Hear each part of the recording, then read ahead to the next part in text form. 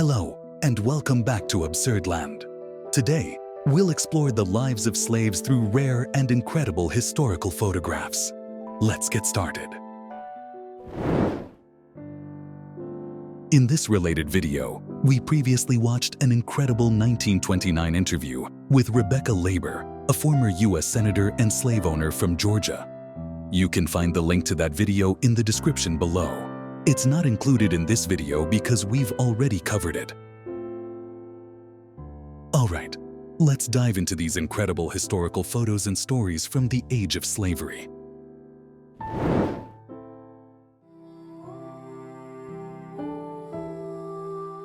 A former slave holding a horn with which slaves were called, near Marshall, Texas, USA, 1939. Former beauty queen, Miss Wyoming winner 1973, Joyce McKinney, being arrested by police after kidnapping Mormon missionary Kirk Anderson from his church, forcing him to be her sex slave for 3 days, 1977. Cudjoe Kazula Lewis, the last known survivor of the Atlantic slave trade between Africa and North America, early 1900s.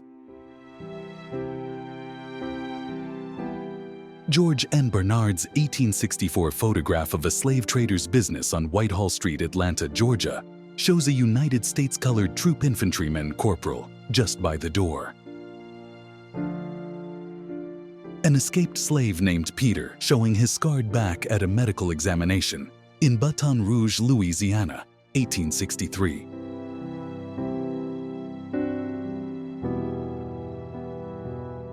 The Juneteenth celebration in Texas in 1900, organized by the Freedmen's Bureau, a government agency established after the Civil War to support newly liberated slaves. A slave dealer in Alexandria, Virginia, 1861 to 65.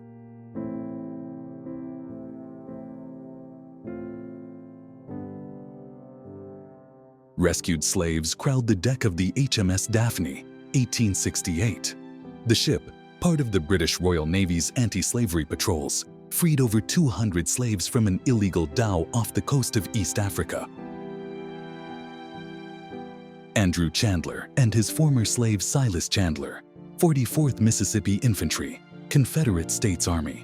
Silas saved Andrew's life at the Battle of Chickamauga. Andrew later gave Silas land to build a church for his community, 1860s. Edward Delafield Smith was an American lawyer, abolitionist, and federal prosecutor. While a prosecutor, he combated the slave trade by prosecuting slave traders as pirates. In 1861, he gained international attention after one case resulted in a slave trader being sentenced to death. A Woman and Her Slaves, Brazil, 1860. This image highlights Brazil's reliance on slave labor, which persisted until the country became the last in the Americas to abolish slavery in 1888. Omar Ibn Said, Islamic scholar who became a slave in the United States, 1850. Captured in Senegal and brought to the U.S., he authored a famous autobiography in Arabic detailing his life. Rebecca Ann Felton, on the 21st of November 1922, she became the first woman to serve in the U.S. Senate, although she served for only 1 day. Felton was a white supremacist and the last slave owner to serve in the Senate, who spoke vigorously in favor of lynching African Americans, circa 1922. How Slave Plays with Her Master's Child, late 19th century Brazil.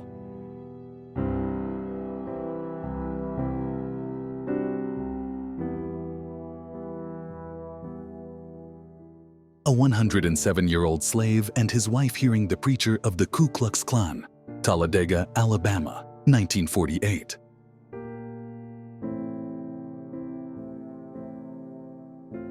Slave torturing devices.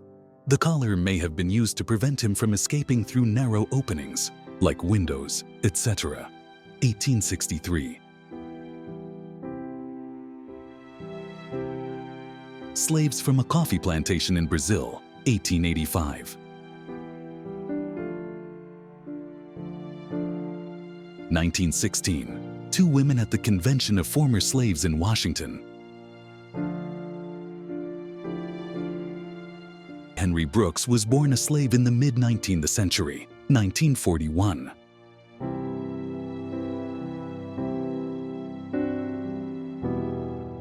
Renty, a slave on the plantation of B.F. Taylor, Columbia, South Carolina, by J.T. Zealy, 1850, one of the oldest photographs of a slave. Samuel Phillips Verner, center with random Africans. He bought from African slave traders on behalf of the Louisiana Purchase Exposition 1904 and passed off as pygmies at the World's Fair. Gee's Bend, Alabama. Descendants of former slaves of the Petway Plantation. Meat in sacks hangs from tree limbs to be cured. February 1937. Slave family picking cotton in the fields near Savannah, circa 1860s. A Union soldier poses with contraband. Contraband was the term used by the Union military during the Civil War to describe the new status of liberated slaves, circa 1863. Slaves in chains on the island of Zanzibar. It was taken in the 19th century when Zanzibar was a hub of the East African slave trade.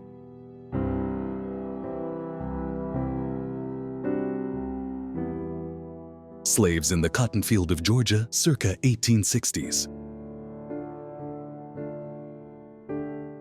A Meccan merchant with his Circassian slave, 1886 to 1887. This woman was a slave and belonged to the family on whose place she now lives.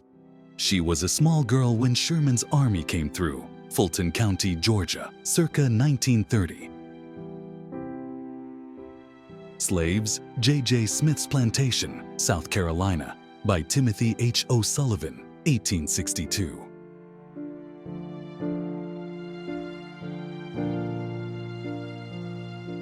A contraband camp where for escaped slaves, there was work, payment for that work, and the freedom to choose it, 1861.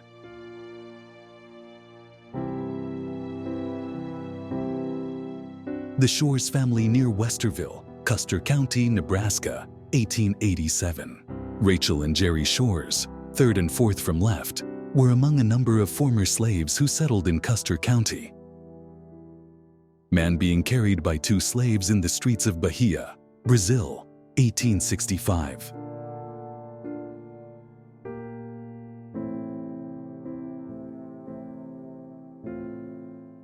A Union soldier posing beside newly liberated slaves. They belonged to Brigadier General Thomas Drayton of the Confederate Army, American Civil War, South Carolina, May 1862. Soviet slave laborers are rescued from a cellar after it had been locked and set on fire by a German policeman following the liberation of the city by the British 8th Corps 2nd Army. Osnabrück, Lower Saxony, Germany, the 7th of April 1945. A French colonial administrator and his wife pose with their daughter and the slave they purchased to be her companion, French Sudan, 1893.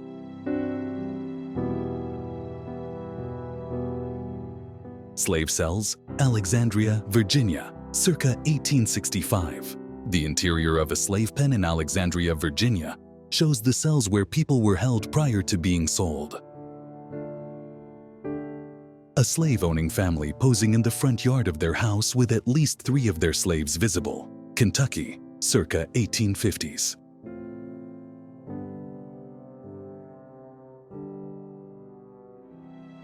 Farmers waiting for the opening of a slave fair in St. Louis, Missouri, 1852.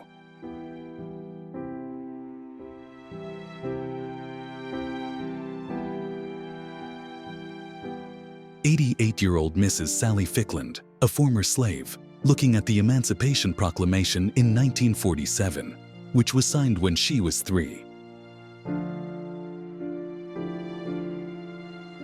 Rebecca, Charlie, and Rosa, slave children from New Orleans, 1863. They are the offspring of white fathers through 2 or 3 generations.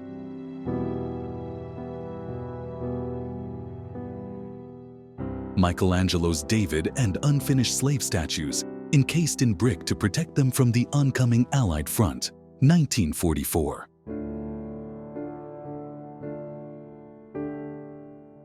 A young Polish boy at Eisenach concentration camp, a subcamp of Buchenwald concentration camp, enjoying his first meal of U.S. Army rations following the camp's liberation by American forces.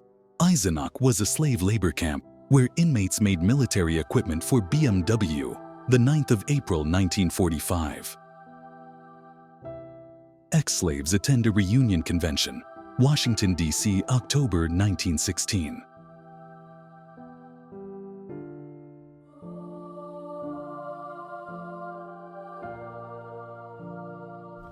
Thank you for watching. See you in the next video.